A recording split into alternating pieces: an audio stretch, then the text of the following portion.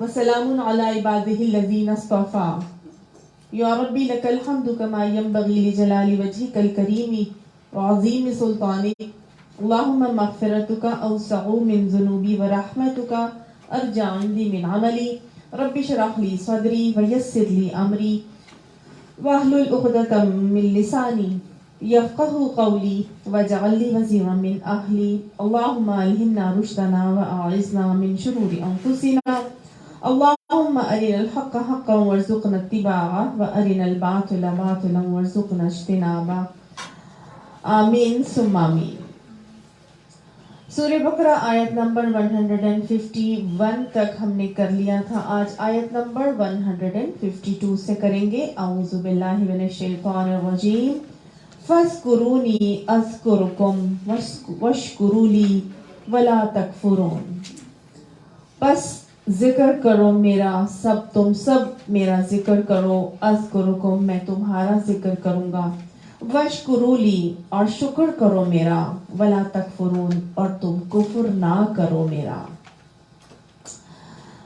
یا ایھا الذین آمنوا اے لوگو جو ایمان لائے ہو، استعینوا بالصبر والصلاۃ مدد طلب کرو ساتھ صبر کے اور نماز کے، ان اللہ مع الصابرین بے شک اللہ صبر کرنے والوں کے ساتھ ہے۔ ولا تقولوا لمن یقتل فی سبیل اللہ اموات اور نہ تم سب کہو واسطے ان کے جو قتل ہو جائیں اللہ کی راہ میں مردہ ہیں، بل احیاء بلکہ وہ زندہ ہیں، ولکن لا تشعرون اور لیکن تمہیں اس کا شعور نہیں ہے۔ صدق اللہ العظیم۔ دوہرا لیجیے، ہم تحویل قبلہ کی آیات پڑھ رہے تھے اور ہم ریزن دیکھ رہے تھے کہ اللہ سبحانہ تعالیٰ نے وہ نعمت کی تکمیل جو بنی اسرائیل پر کی گئی تھی اس کو ہٹا کے پورا پیراڈائم شفٹ کر دیا تھا، اور وہ کس کی طرف کر دیا گیا تھا؟ امت محمدی صلی اللہ علیہ وآلہ وسلم کو وہ منصب دے دیا گیا تھا۔ اور اللہ تعالیٰ نے ان آیات میں اب یہ بتایا ہے کہ اگر تم چاہتے ہو کہ نعمت کی تکمیل تم پر ہو جائے اور تمہیں ہدایت مل جائے تو پھر تمہیں کیا کرنا ہے؟ میں تمہیں نسخے دے رہا ہوں، ان نسخوں پر عمل کرنا شروع ہو جانا۔ ٹھیک ہے، تو یہ جب اللہ تعالیٰ نے نعمت کی تکمیل کی تو یہ ہم نے دیکھا اللہ نے نسخے ہمیں کیا کیا سکھائے تھے۔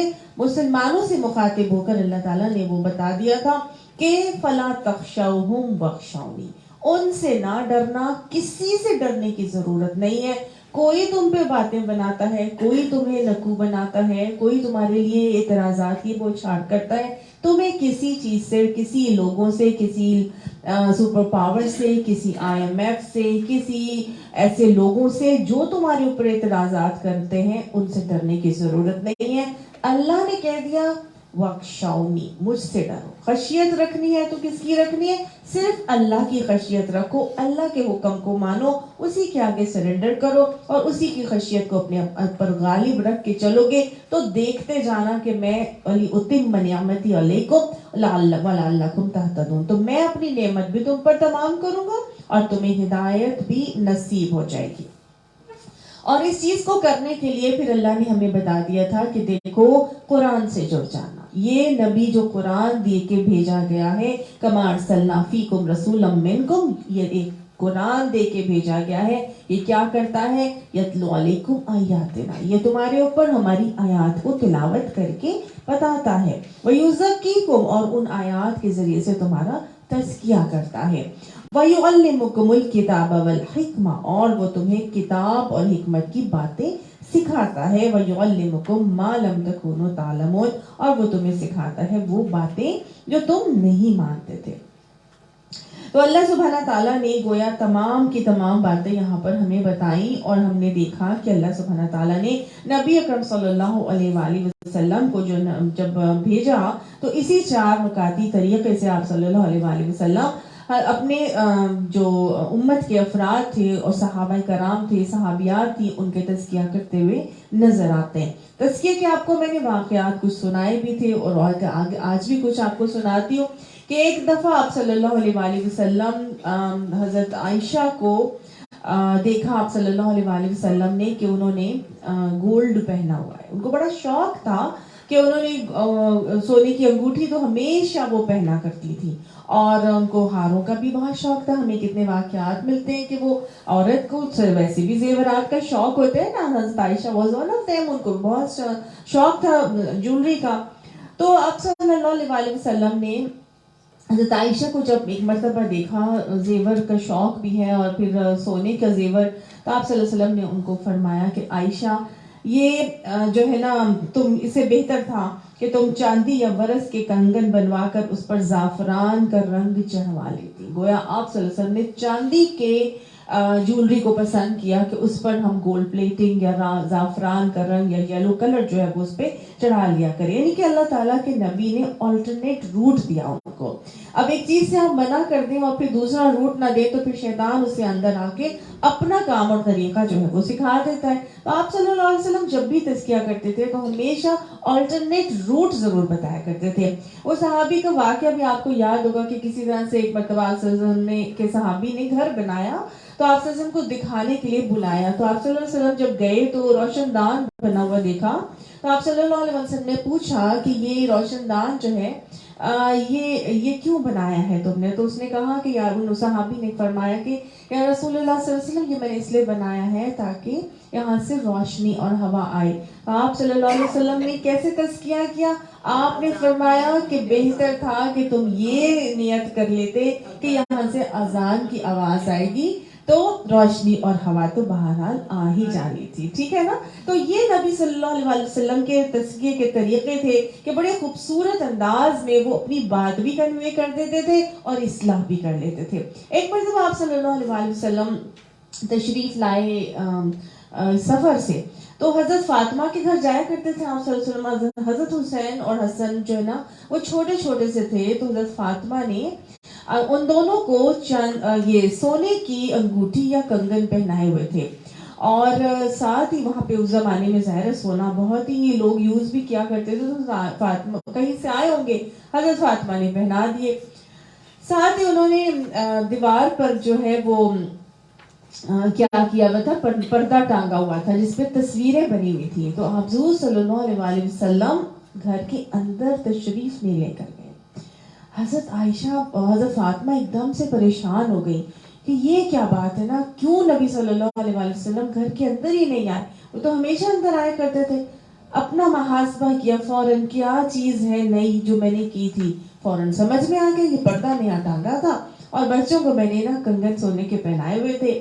تو نبی صلی اللہ علیہ بچوں کو لے کر اور فوراً پہنچی. تو نبی صلی اللہ علیہ وسلم نے ان کو سمجھایا اور ان کو بتایا کہ اگر بہت ہی زیادہ شوق ہے تو ہاتھی دانت کے بنوا کے ان کو پہنا دو, لیکن سونا مردوں کے لیے نہیں ہوتا. پھر آپ صلی اللہ علیہ وسلم نے یہ بھی فرمایا اور بتایا کہ جس گھر میں تصاویر ہوتی ہیں وہاں پر رحمت کے فرشتے نہیں آتے. تو یہ نبی صلی اللہ علیہ وسلم کے تزکیے کرنے کے طریقے تھے جو آپ صلی اللہ علیہ وسلم اپنے صحابہ کرام کے ساتھ کرتے ہوئے نظر آتے ہیں. ایک مرتبہ ایک صحابی کو, یہ حضرت عائشہ کا بھی آتا ہے کہ ان کو بھی دیکھا کہ وہ ریشم کے کوئی نا پردے دیواروں پہ ٹانگے ہوئے تھے, جیسے کہ ہم ٹانگتے ہیں سلک کے کرٹنز ٹانگتے ہیں اور بڑے مہنگے مہنگے جو ہیں وہ کرٹنز لوگ بناتے ہیں کرتے ہیں. آپ صلی اللہ علیہ وسلم نے ان کو یہ فرمایا کہ حضرت عائشہ کو غالباً کہ عائشہ یہ ریشم اور چونے کی دیواریں, یہ پتھر اور چونے کی دیواریں ریشم پہنانے کے لائق نہیں ہیں. سمجھ آئی؟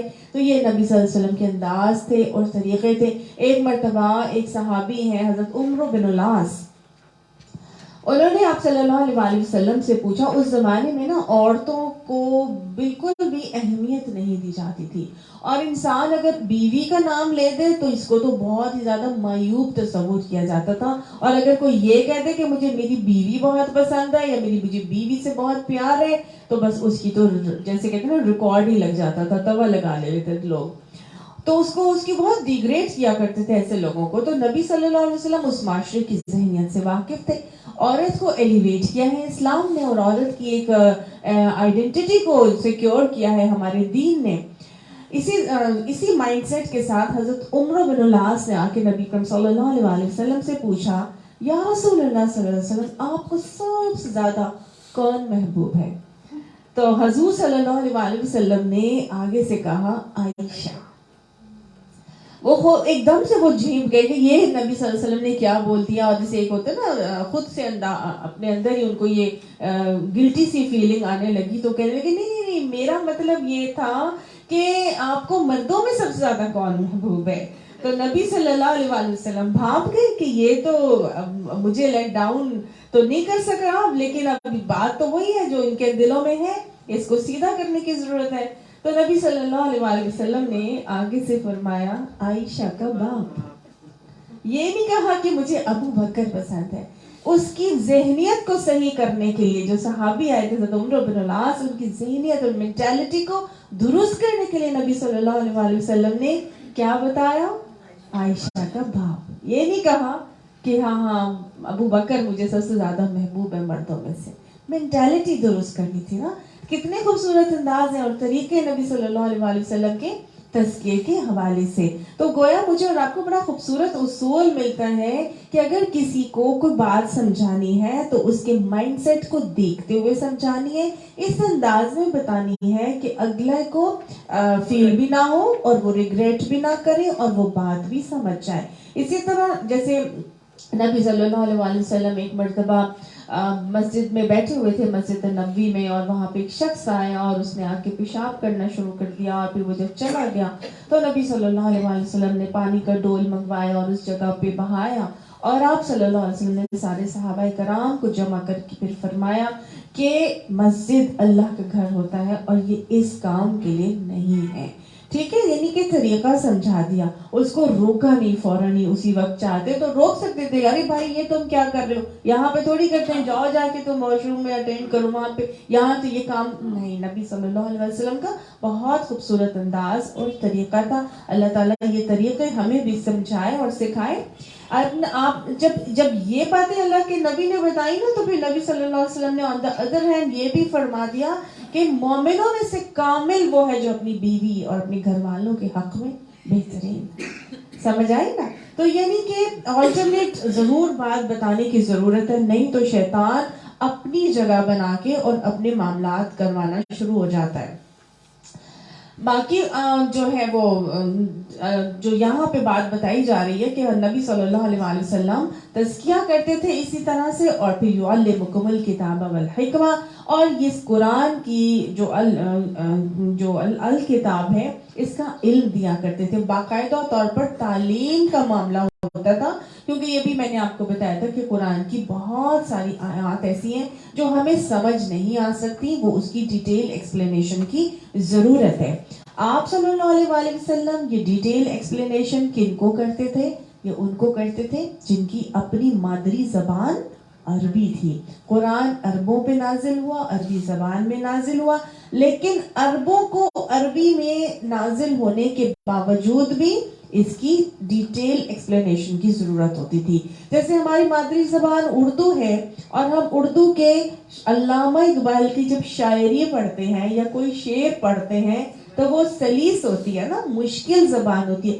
کئی اردو کے ناولز ایسے ہوتے ہیں جو اتنی ڈیفیکلٹ سلیس اردو میں لکھے ہوتے ہیں کہ ہمیں نہیں سمجھ میں آتے. We require a teacher to explain those جو سینٹینسز ہوتے ہیں.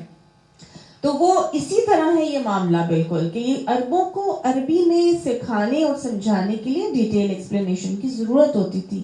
تو مجھے اور آپ کو کتنی ضرورت ہے پھر ہم قرآن کو ڈیٹیل سے ایکسپلینیشن سیکھیں, قرآن کلاسز میں جا کے اس کے اندر جو اس کے اللہ تعالیٰ نے ہمارے لیے ہیرے موتی بکھیر کے رکھے ہیں ان کو سمجھیں اور اسی اینگل اور اسی انداز میں سمجھنا ہے جیسے نبی اکرم صلی اللہ علیہ وسلم نے ہمیں سمجھایا.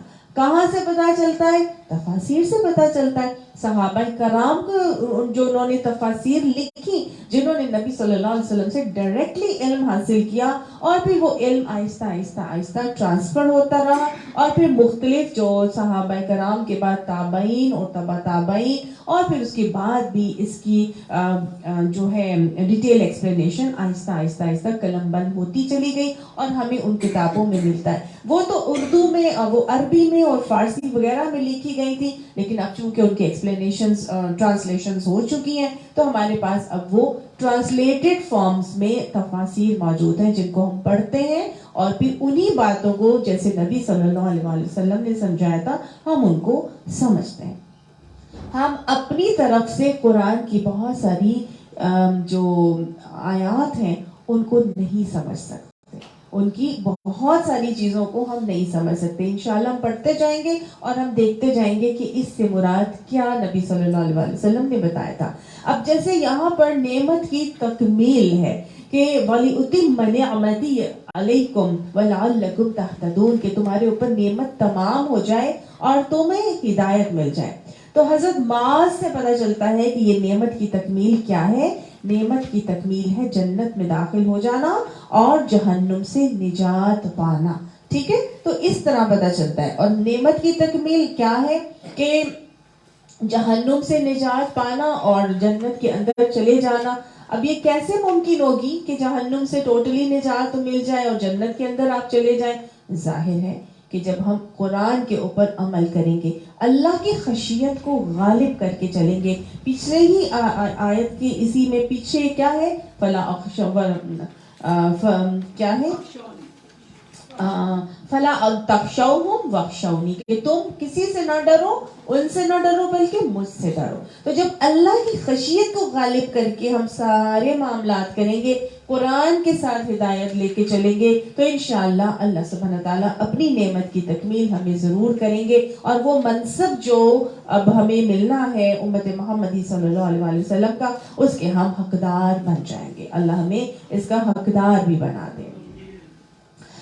अच्छा जी, उसके बाद तीसरा नुस्खा जो यहाँ पे बताया जा रहा है वो है फज़कुरूनी अज़कुरुकुम, तुम मेरा जिक्र करो मैं तुम्हारा जिक्र करूंगा। अल्लाह ने जो नेमत की तकमील के लिए तीसरा नुस्खा बताया वो क्या है, फज़कुरूनी, तुम मेरा जिक्र करो। बस तुम सब मेरा जिक्र क्या करो, मुझे याद रखा करो। जिक्र बेसिकली याद करने को कहते हैं। ठीक, जिक्र किसको कहते हैं? याद करने को। जबान से हम उसका इजहार करते हैं। ठीक, याद हमेशा दिल में होती है और दिल में याद जब ज्यादा होती है तो ऑटोमेटिकली जबान से उसका इजहार होता है। मिसाल मैं आपको दे देती हूँ। हमारा कोई रिलेटिव है, बहन है, कोई बेटा है, बेटी है जो बाहर चले गए हैं और जब वो गए हैं तो हमें हर वक्त वो याद आते हैं। किसी का हस्बैंड दुनिया से चला गया है और हर वक्त उसके दिमाग और दिल पे वो सवार है, तो क्या होगा? आते जाते जिससे भी वो बंदी मिलेगी उसकी जुबान से उसी का जिक्र होगा। अगर बेटा गया हुआ है बाहर तो किसी से भी वो मिलेगी अपने बेटे का तस्करा जरूर करेगी। अब वो पोता है, पोती है, वो इतने प्यारे हैं, इतने प्यारे कि हर वक्त वही दिमाग पे छाए रहते हैं, तो वो किसी से भी मिलेगी वो अपने पोते पोती का तस्करा करेगी। हस्बैंड दुनिया से चला गया है, नहीं जहन से निकलता, वो जिससे भी मिलेगी वो अपने हस्बैंड का तस्करा करेगी। होता है ना? तो ये इंसान के अंदर जो याद होती है वो दिल में होती है और जबान से उसका इजहार होता है। तो जब याद को जबान से इजहार में लेके आते हैं तो उसको क्या कहते हैं? कौली जिक्र। ठीक है, सबसे पहले दिल में जिक्र, फिर कौली जिक्र, जुबान से उसका इजहार, और फिर अमली जिक्र होता है। ठीक है, इंसान कोई ना कोई उस पर अमल करता है। ठीक, अब यहाँ पर जो बताया जा रहा है, अल्लाह ताला ने कहा कि फज़कुरूनी, तो मेरा जिक्र किया करो। जिक्र की तरफ माइल कर दिया अल्लाह सुब्हानहू तआला ने। अब देखिए, जिक्र अल्लाह ने किसका कहा? अपना जिक्र करने का कहा। तो अल्लाह सुब्हानहू तआला का जिक्र तो वो चीज है जिसके लिए अल्लाह सुब्हानहू तआला कुरान पाक में फरमाते हैं वलज़िक्रुल्लाहि अकबर। अल्लाह का जिक्र सबसे बड़ी चीज है।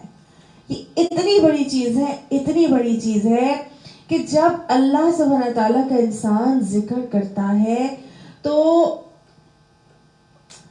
हदीस से पता चलता है, हदीस कुदसी में आता है कि जब मेरा बंदा के होंठ मेरे जिक्र में हिलते हैं तो मैं उसके सबसे ज्यादा करीब होता हूँ। हदीस में आता है अना जलीसु मन ज़करनी, मैं उसके साथ ही बैठ जाता हूँ जो मेरा जिक्र कर रहा होता है। यानी कि अल्लाह का कुर्ब मिल जाता है, इतना करीब हो जाता है अल्लाह सुब्हानहू तआला जब हम अल्लाह का ذکر کر رہے ہوتے ہیں. اور ذکر کس طرح ہے کہ اللہ تعالیٰ نے جب انسان ذکر کرتا ہے تو اس کے ذکر کے ساتھ حدیث سے پتہ چلتا ہے کہ ہر انسان کے دل کے 2 حصے ہوتے ہیں اور اس میں سے ایک حصے میں شیطان رہتا ہے اور دوسرے حصے میں فرشتہ رہتا ہے. اور جب انسان جب تک ذکر کرتا رہتا ہے ذکر الہی تب تک دل کے اس حصے سے شیطان بھاگ جاتا ہے. یعنی شیطان بھاگ جاتا ہے, اللہ قریب آ جاتا ہے اور شیطان بھاگ جاتا ہے. اور جب انسان ذکر الہی سے غفلت برتتا ہے تو شیطان اپنے اس حصے میں پلٹ کر واپس آتا ہے اور چونچ رکھ کے وسوسہ ڈال دیتا ہے. تو کیا ہوتا ہے جب انسان جب تک ذکر کرتا ہے وہ شیطان کے وسوسوں سے محفوظ بھی رہتا ہے. ساتھ ساتھ جو عمل کرتے ہیں تو ذکر الہی وہ عمل ہے جو تمام کی تمام عبادات کے اجر کو بڑھا دیتا ہے. کیسے؟ نبی صلی اللہ علیہ وسلم سے صحابہ کرام نے پوچھا یا رسول اللہ صلی اللہ علیہ وسلم ہم سبھی روزہ رکھتے ہیں, کس روزے دار کا اجر سب سے زیادہ ہوگا؟ تو آپ صلی اللہ علیہ وسلم نے فرمایا اس کا جو ذکر سب سے زیادہ کرے گا. پھر صحابہ نے پوچھا ہم سبھی حج کرتے ہیں یا کریں گے تو کس حجی کو حج اجر سب سے زیادہ ملے گا؟ تو آپ صلی اللہ علیہ وسلم نے فرمایا اس کو جو ذکر سب سے زیادہ کرے گا. اور اسی طرح سے جو عمل کریں گے اگر زبان ذکر الہی سے تر ہے اس عمل میں تو اجر کے کو بڑھا دینے کا سبب بن جاتا ہے. تو کیا ہے, کتنا فائدہ ہے ذکر الہی کا؟ یہ تو عمل کے اجر میں بڑھاوا ہو جاتا ہے, اللہ قریب آ جاتا ہے اور شیطان بھاگ جاتا ہے. ٹھیک ہے, کیونکہ اللہ کا ذکر سب سے بڑی چیز ہے. آپ صلی اللہ علیہ وسلم سے پوچھا گیا یا رسول اللہ صلی اللہ علیہ وسلم سب سے زیادہ افضل عمل کون سا ہے؟ مختلف مواقعوں پر پوچھا گیا تھا. تو ایک اور موقع پر جب پوچھا گیا کہ افضل عمل اس حال میں کہ تمہاری زبان پر ذکر الہی ہے. اگر ہر وقت زبان پہ ذکر الہی ہوگا تو موت کے وقت ہماری زبان پر بھی ذکر الہی جاری ہوگا. سوچنے کی ضرورت ہے کتنا ذکر کرتے ہیں ہم اللہ سبحانہ تعالیٰ کا, کتنی زبانوں پہ ہمارے اللہ تعالیٰ کا ذکر جو ہے وہ آتا ہے. تبھی تو آپ صلی اللہ علیہ وسلم نے فرمایا تھا کہ 4 چیزیں جمع کرنے کے لائق ہیں. 4 چیزیں جمع کرو. جو مان رہا تھا نا, جو حکم آیا تھا کہ جب سونے چاندی جمع کرنے کو منع کیا گیا قرآن کی آیت میں, تو آپ صلی اللہ علیہ وسلم سے صحابہ کرام نے پوچھا کہ اب سونا چاندی تو ہم نے جمع نہیں کرنا, تو پھر ہم کیا جمع کریں؟ تو آپ صلی اللہ علیہ وسلم نے فرمایا 4 چیزیں جمع کرنے کے لائق ہیں. ذکر کرنے والی زبان, شکر کرنے والا دل, صبر کرنے والا جسم اور دین کے راستے میں مددگار ازواج. 4 ہی چیزیں جمع کرنی ہے. ذکر کرنے والا زبان اس میں بہت امپورٹنٹ, سب سے پہلا ہے ذکر کرنے والی زبان. اللہ تعالیٰ ہمیں ذاکرین میں شامل فرمائے, جنتیوں کی صفات میں ہے وَالذَّاكِرِينَ اللَّهَ كَثِيرًا وَالذَّاكِرَاتِ کہ یہ جنتی بہت کثرت سے ذکر کرنے والے ہوں گے. کتنی کثرت سے ذکر کریں؟ آپ صلی اللہ علیہ وسلم نے فرمایا ذکر ایسے کرو کہ لوگ تمہیں دیوانہ کہیں. دیوانی ہو گئی ہے تو پاگل ہی ہو گئی ہے, ہر وقت جو ہے بس کچھ نہ کچھ پڑھ ہی رہی ہوتی ہے. کیا ہوتا ہے ذکر؟ کیسے کیسے کر سکتے ہیں ہم اللہ کا ذکر؟ ذکر الہی کیسے کیسے کر سکتے ہیں؟ سب سے پہلے تو اللہ تعالیٰ نے قرآن پاک میں ہی فرما دیا کہ اقم الصلاۃ للذکر, نماز کو قائم کرو میرے ذکر کے لیے. اگر تم میرا ذکر کرنا چاہتے ہو تو نماز کو قائم کرنا شروع کر دو. تو گویا نماز کو قائم کرنا, نماز کا قیام اللہ کے ذکر کی ایک بہت ہی خوبصورت اور بہترین شکل ہے. ایک تو یہ ٹھیک ہے. دوسرا کیا ہے ذکر کا انداز اور طریقہ؟ قرآن پاک میں آتا ہے اِنَّا نَحْنُ نَزَّلْنَا الذِّكْرَ وَإِنَّا لَهُ لَحَافِظُونَ, بے شک ہم نے ہی اس ذکر کو نازل کیا ہے اور ہم ہی اس کی حفاظت کرنے والے. کون سا ذکر نازل کیا ہے؟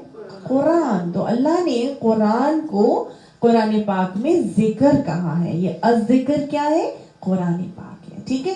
قرآن پاک میں 40 ٹائمز ذکر کا لفظ آیا ہے اور 20 معنوں میں استعمال ہوا ہے ذکر. قرآن پاک میں تجارت کو بھی ذکر کہا گیا ہے. تجارت کو ذکر کیسے کہیں گے؟ بزنس اللہ کا ذکر کیسے ہے؟ Very good. حلال طریقے سے کمائی جائے, جھوٹ سے پرہیز کیا جائے, اللہ کے بتائے ہوئے طریقے کے مطابق, نبی صلی اللہ علیہ وسلم کے سنت کے طریقے کے مطابق جب بزنس ڈیلنگز کی جائیں تو یہ کیا ہے؟ اللہ کا ذکر اور بہترین شکل. ٹھیک ہے. روزی کمانا حلال تو جو ہے نا, ایسے تاجر, سچی اور ایمانت دار تاجر تو انبیاء اور صدیقین اور شہداء کے صف میں کھڑے ہوں گے قیامت والے دن. اس کے علاوہ نماز کو اور عصر کی نماز کو بھی ذکر کہا گیا ہے. قرآن پاک میں جمعے کو بھی ذکر کہا گیا ہے, جمعے کی نماز کو. اس کے علاوہ کوئی نصیحت کرنے کو بھی ذکر کہا گیا ہے, کوئی شفاعت کرنے کو بھی ذکر کہا گیا ہے, اور کوئی عبرت حاصل کرنے کو بھی ذکر کہا گیا ہے. ٹھیک ہے. تو مختلف چیزوں میں آپ کو اس کے معنی قرآن پاک کے اندر ملیں گے. جو ذکر نہیں کرتا اس کے لیے کیا ہوگا پھر؟ جو ذکر نہیں کرتا, اللہ کے ذکر کو نہیں کرتا, تو حکم تو یہی دیا گیا ہے نا کہ کتنا ذکر کرو, ایسے کرو کہ لوگ تمہیں دیوانہ کہیں کہ پاگل ہی ہو گئی, ہر وقت نماز پڑھتی ہوتی, ہر وقت دیکھو تو قرآن لے کے بیٹھی ہوتی, ہر وقت جو ہے اس کی زبان پہ تسبیحات جاری ہوتی, ہر وقت ہی کوئی نہ کوئی اس کا جو ہے نا طریقہ اور کام جو ہے وہ ہمیں نظر آ رہا ہوتا ہے. یہ ہم کھانا پکا رہے ہیں, ہم ذکر کر رہے ہیں, آپ کی زبان پر ذکر الہی جاری ہو. کون کون سی صورت میں جاری ہو سکتا ہے زبان پر اور ذکر الہی؟ جن کو قرآن یاد ہے وہ قرآن شریف کی تلاوت کر سکتے ہیں, ہے نا. اس کے لیے ضروری نہیں ہے کہ آپ پاک ہی ہوں, پیریڈز بھی ہوں, پھر بھی آپ کی زبان تو پاک ہے, یاد چیزیں آپ پڑھ سکتے ہیں. اس کے علاوہ کچھ تسبیحات ہیں جن کو ذکر میں شامل کیا گیا ہے, اور وہ تسبیحات کون سی ہیں؟ افضل الذکر لا الہ الا اللہ. ٹھیک. سب سے افضل ذکر یہ ہے کہ لا الہ الا اللہ. ہم نے کتنی دفعہ دن میں لا الہ الا اللہ کی تسبیح پڑھتے ہیں؟ سب کا دل چاہتا ہے کہ موت کے وقت کلمہ طیبہ ہماری زبانوں پر جاری ہو جائے. زندگی میں کبھی لا الہ الا اللہ نہیں پڑھا, افضل ذکر ہونے کے باوجود بھی, سبحان اللہ, افضل ذکر ہونے کے باوجود بھی کیا لا الہ الا اللہ کی تسبیح ہم پڑھتے ہیں؟ اللہ اس کو ہمیں پڑھنے کی توفیق عطا فرمائے. دلی پڑھا کرے, افضل الذکر ہے, اللہ کا نام ہے.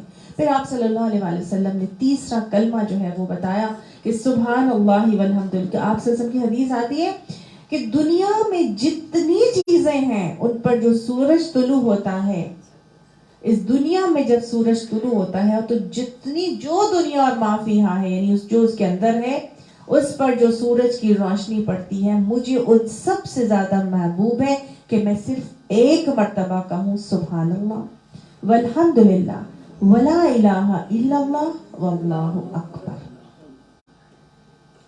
تو یہ تیسرا کلمہ, اور جس کے اندر شامل ہو جاتا ہے ولا حول ولا قوت الا باللہ العلی العظیم. تو ولا حول ولا قوت الا باللہ العلی العظیم کیا ہے؟ لا حول ولا قوت الا باللہ. آپ صلی اللہ علیہ وسلم کی حدیث سے پتہ چلتا ہے کہ جنت کے خزانوں میں سے یہ خزانہ ہے, ہمیں احساس ہی نہیں ہوتا. آپ کو معلوم ہے جو لا حول ولا قوت الا باللہ پڑھتا ہے یا اس تسبیح کو جاری کرتا ہے, اس کی ساری جنت کا خزانہ اگر آپ کے پاس آ جائے گا تو آپ کو رہ کیا جاتا ہے؟ پورا کر لیں, سب کچھ آ جاتا ہے, لا الہ الا اللہ بھی آ جاتا ہے اس کے اندر. تیسرے کلمے کی تسبیح پڑھ لیں تو انشاءاللہ آپ کے اندر ساری چیزیں آ جاتی ہیں. یہ تو جنت کے کلمات ہیں, سبحان اللہ والحمدللہ اللہ اکبر, یہ تو جنت کے پودے ہیں. اور ساتھ لا حول ولا قوت جنت کا خزانہ ہے اور افضل ذکر لا الہ الا اللہ ہے. تو تیسرے کلمے کی تسبیح تو بہترین تسبیح ہے, اس کو ضرور اپنی تسبیحات کے اندر شامل کرنا ہے.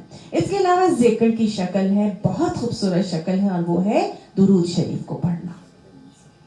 آپ صلی اللہ علیہ وآلہ وسلم سے صحابی نے پوچھا تھا, یا رسول اللہ صلی اللہ علیہ وسلم اپنی دعا کا کتنا حصہ درود شریف پڑھا کروں؟ آپ صلی اللہ علیہ وسلم نے فرمایا جتنا پڑھ لو تمہارے لیے کافی ہے, تو تمہارے لیے اچھا ہے. تو انہوں نے کہا کہ اچھا ٹھیک ہے, میں پھر اپنی دعا کا جو ہے وہ 1/3 حصہ درود شریف پڑھ لیتا ہوں. آپ نے فرمایا اس سے زیادہ کر لو تو زیادہ اچھا ہے.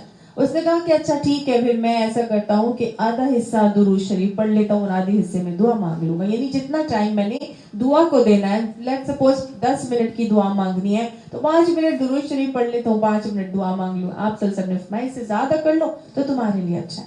پھر انہوں نے کہا کہ اچھا میں اب 2/3 حصہ جو ہے وہ درود شریف پڑھ لیتا ہوں اور پھر باقی حصہ دعا مانگ لوں گا. یعنی ایک آدھ جو مانگنی ہوگی تو آپ صلی اللہ علیہ وسلم نے فرمایا اس سے زیادہ کر لو تو تمہارے لیے اچھا ہے.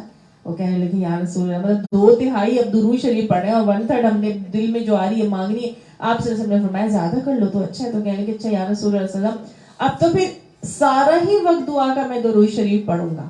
تو آپ صلی اللہ علیہ وسلم نے فرمایا یہ تمہاری ساری ضرورتوں اور حاجتوں کو کافی ہو جائے گا. تو کبھی نہیں سمجھ میں آ رہا ہو نا کہ کیا مانگے تو کیا مانگے, کیا پڑھیں, درود شریف پڑھیں, ساری ضرورتوں کو کافی ہو جائے گا. ٹھیک, یہ ذکر کی ایک بہت خوبصورت اور بہترین اولین شکل. اس کے علاوہ استغفار, آپ صلی اللہ علیہ وسلم نے فرمایا تھا نا کہ کیا تھا کہ توبوا الی اللہ, اللہ سے توبہ کیا کرو.